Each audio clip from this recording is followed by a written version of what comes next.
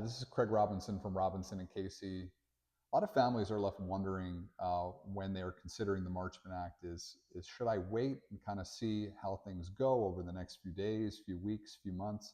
Wanted to bring a particular situation, up as an example, kind of a family that had their loved one in Florida.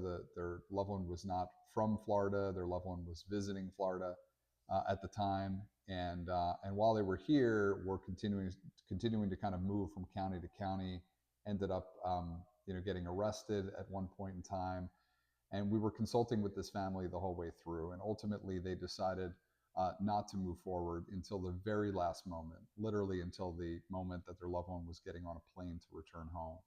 And I bring this situation up because we have a lot of families who are in this position of hoping that things will just get better naturally and things will get better on their own. And we really don't see that often being the case. Usually when families wait, the situation tends to get worse and worse and worse. And really, as I kind of generally say, it is better to be proactive than reactive. It's much easier to be proactive rather than reactive. If you are a family that has been going through this for a long time and you've continued to see the same situation arise time and time again, things feel like they're continuing to get worse, I really would recommend not waiting until the next crisis happens.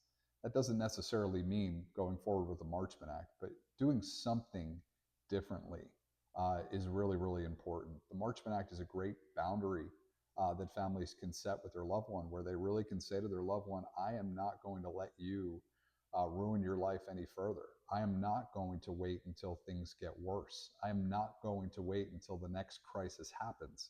I'm going to intervene, and I'm going to try to save your life ultimately. And really, that's the best advice that I can give families, is that the situation typically does not get better on its own without some level of action from the family when an individual has a significant substance use disorder. And so, intervening and being proactive is really, really important.